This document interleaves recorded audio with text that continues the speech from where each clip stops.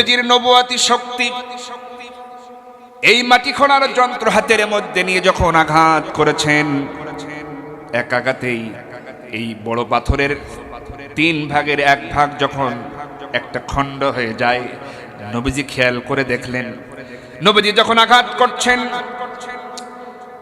এই আঘাত করার কারণ লোহা দিয়ে পাথরে আঘাত, তার মানে সাধারণ কোনো ব্যাপার নয়। আপনি লোহা দিয়ে যদি পাথরে আঘাত করেন, দেখবেন আগুনের ফুলকি বের হবে। কথা বলেন ঠিক কিনা?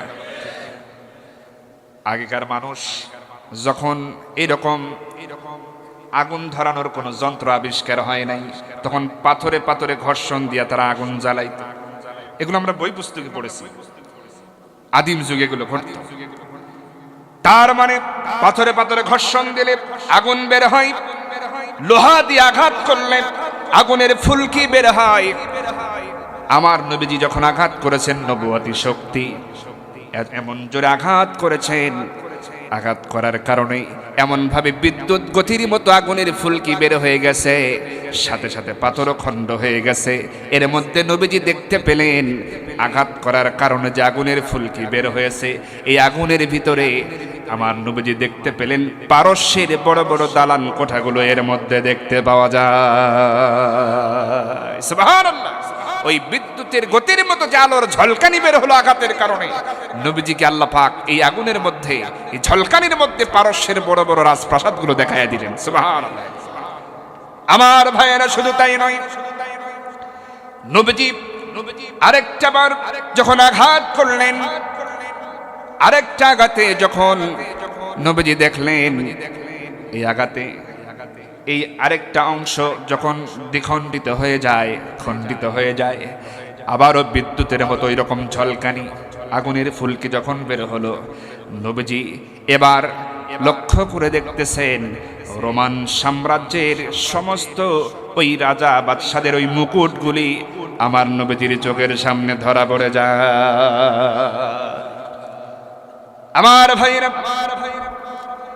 আমার নবীজি হযরত সালমান ফারসি রাদিয়াল্লাহু তাআলা আনহুকে লক্ষ্য করে বললেন, ওরে সালমান, ওরে হুযায়ফা, তোমরা কি কিছু লক্ষ্য করে দেখেছো নাকি, দেখতে পেয়েছো নাকি? হযরত সালমান ফারসি রাদিয়াল্লাহু তাআলা আনহু বলেন, ইয়া রাসূলুল্লাহ, প্রথম যখন আঘাত করেছিলেন, আপনার ওই আঘাতের কারণে যে আগুনের ফুলকিটা বের হলো, ঝলকানি বের হলো, এর মধ্যে পারস্যের সেই বড় বড় প্রাসাদগুলো আমি দেখতে পেয়েছি, যেগুলো আমি চিনি। সেখানে আমার পদচারণা ছিল, আমি তো পারস্যেরই মানুষ, আমি দেখেছি, ওখানে চলাফেরা করেছি, রাজদরবার, ওই প্রাসাদগুলো ওই আগুনের ফুলকির মধ্যে আমি দেখতে পেয়েছি। নবীজি বললেন, সাদ্দাকতা ইয়া সালমান, তুমি সত্যই বলেছো রে সালমান, তুমি সত্যই বলেছো। ইয়া রাসূলুল্লাহ, শুধু তাই নয়, দ্বিতীয় আঘাতে আবার যখন পাথরটাকে খণ্ড করেছেন, আমি ওই সময় লক্ষ্য করে দেখলাম আপনার আঘাতের কারণে বিদ্যুৎ গতির মতো যে আগুনের ঝলকানি বের হয়েছে, ওই আগুনের মধ্যে রোমান সাম্রাজ্যের রাজ মুকুটগুলো আমার চোখের সামনে ধরা পড়েছে। সুবহানাল্লাহ! আমার নবীজি বললেন, সালমান রে, হুযায়ফা রে, তার মানে শোনো, আল্লাহ পাক আমাদেরকে বুঝাইয়া দিচ্ছেন, ও সাহাবীরা, ও দিনের মুজাহিদরা, আমার দিন কায়েমের জন্য না খেয়ে পেটে পাথর বেঁধে তোমরা এইভাবে স্ত্রী সন্তানদের পরিত্যাগ করেছ, আমার দিনকে রক্ষার জন্য না খেয়ে এরকম কষ্ট করে এই যুদ্ধের ময়দানে পরীক্ষা খনন করে যাচ্ছ। আমি আমার আরশে জোশ পেরেছে তোমাদের এই কষ্ট, তোমাদের এই ত্যাগ কোরবানি। সুতরাং আমি আমার নবীর মাধ্যমে তোমাদেরকে জানায়া দিলাম, দেখায়া দিলাম। জিবরাইল আলাইহিস সালাতু ওয়াস সালাম এসে জানায়া দিলেন, ইয়া রাসূলুল্লাহ, আপনি জানায়া দেন যার অল্প কিছুদিনের মধ্যে রোম এবং পারস্য মুসলমানদের দখলে আল্লাহ পাক এনে দিবে। সুবহানাল্লাহ! আমার ভাইরা, ত্যাগ এবং কোরবানি তারা করেছেন। খেয়াল করেন, সেই খন্দকের যুদ্ধে আমার নবীজি না খেয়ে, সাহাবায়ে কেরাম খান নাই, এইভাবে কষ্ট স্বীকার করেছে। আর একটু কিছু সময় চল দেখেন, এই অঞ্চলগুলোতে 11টার মধ্যেই মোনাজাত হয়ে যায়। আর আপনারা অনেক ভালো মানুষ, আল্লামা সাঈদী যখন কথা বলতেন তখন এশার পরে মানে বেশি দেরি করতেন না, তো অল্প সময়ের মধ্যেই শুরু করে দিতেন। 10টা বাঁচতে বাঁচতে দেখা যেত যে শেষ। কথা বলো ঠিক, এতে ঘুমও হবে বাড়িতে এসে, ফজরের নামাজও জামাতে। অতএব এজন্য রাত বেশি করে আলোচনা করাটা এটা মানে একটু খেলাফ হয়, এটা উচিত না আমার ভাইরা। তবু আমি একটু সামনে অগ্রসর হচ্ছি আমার ভাইরা। তাহলে নবীজি পরামর্শ করলেন সাহাবীদের সাথে, পরামর্শের বরকত পাওয়া গেল কি গেল না বলেন? পরামর্শে এটা খনন করা হলো। এখন এই জায়গাটা অনেক দূর খনন হয়ে গেল। এই পথ দিয়েই কাফের বেঈমানেরা আসলো ঠিকই, কিন্তু তারা মদিনায় ঢুকতে পারলো না।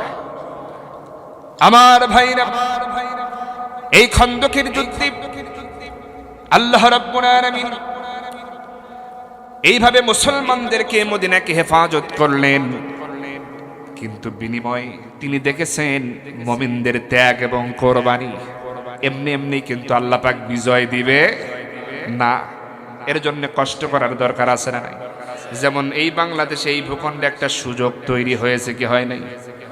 যার পরিচয় মুসলমান, এখানে দলের কথা না, যা ঈমান এনেছে এবং আল্লাহ এবং আল্লাহ রসুলের প্রতি ঈমান এনেছে, বেহেশত দোজখ যে বিশ্বাস করে, তার উপর দায়িত্ব হলো সুযোগ যখন এসেছে এই ভূখণ্ডে, এই ভূখণ্ড নিয়ে অনেক ষড়যন্ত্র আছে দেশি বিদেশি, সুতরাং ঈমানের দাবিতে সবাই ঐক্যবদ্ধ হয়ে দলমতের ঊর্ধ্বে উঠে এই সুযোগটা কাজে লাগায়া এই জমিনটাকে কোরআনের জমিন হিসেবে প্রতিষ্ঠিত করা দরকার। আমার ভাইরা, আমি কি এখানে কোনো রাজনৈতিক কথা বললাম? এই হুকুমগুলো কার বলেন তো? আল্লাহ পাকের একটা হুকুম যদি কেউ অমান্য করে, তার কি ঈমান থাকবে? সে কি জান্নাতে যেতে পারবে? যদি একটা আয়াতও কেউ মনে করে যে এটা দুর্বল, এটা আর চলে না, রাজনীতির আয়াত এই বাংলাদেশে চলবে না, এইটা যদি কেউ মনে করে, তার ঈমান থাকবে?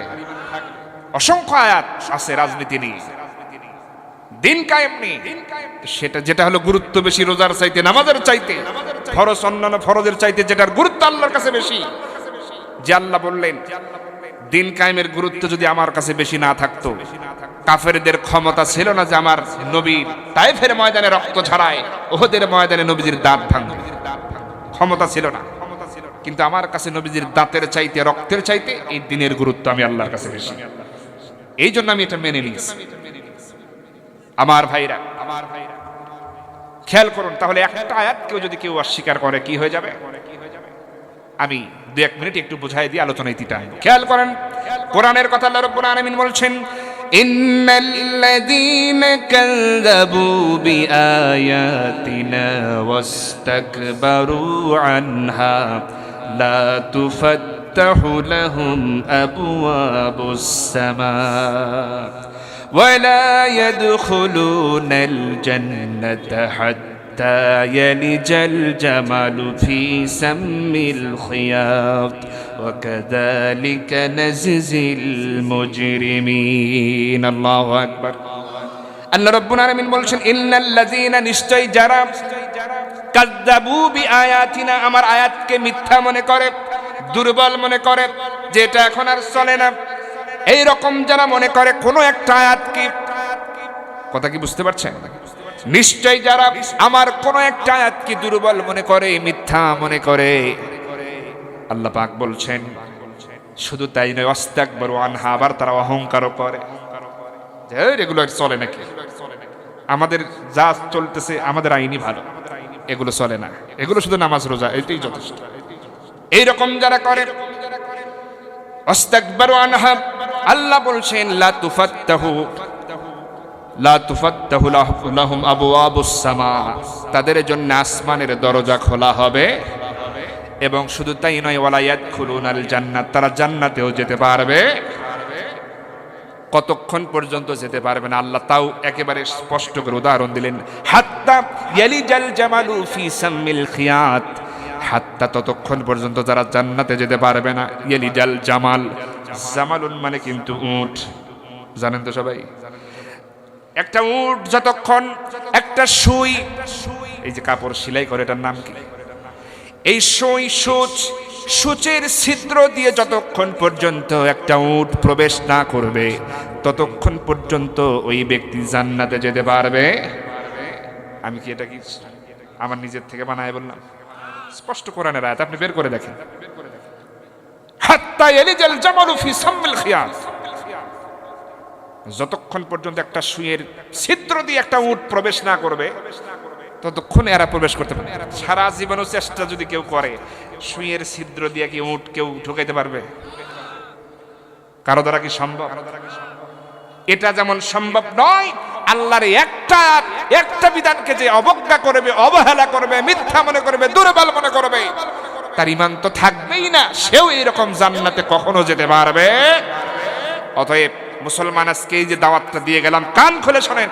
এরকম দাওয়াত যদি কিয়ামত পর্যন্ত বা আপনার হায়াতের জিন্দেগি পর্যন্ত আর কেউ যদি না দেয়, আজকে এটা শেষ দাওয়াত যদি হয়ে থাকে, অবশ্যই আপনার বিবেককে নাড়া দেবে। মুসলমান যদি হয়ে থাকেন, বিবেক যদি আপনার জাগ্রত থাকে, ইমানের দাবি যদি আপনি করে থাকেন, আল্লাহর গোলাম বলে যদি নিজেকে পরিচয় দেন, তাহলে এটাই আপনার জন্য শেষ দাওয়াত। তাহলে আপনি কি করবেন বিবেচনা আপনার। আপনি আল্লাহ পাকের এই সমস্ত বিধানের সামনে নিজেকে মাথা নত করবেন, নাকি কিছু নিবেন কিছু বাদ দিবেন, এই সিদ্ধান্ত আপনার। আমি আপনাদের উপরে এরকম দায়িত্বভার আপনার উপরে রেখে গেলাম, এবং এই পরিস্থিতিতে এই দেশের জন্য ইমানের দাবি অনুযায়ী কি করণীয়, কি করা উচিত, সেই বিচার আপনাদের উপর ছেড়ে দিয়ে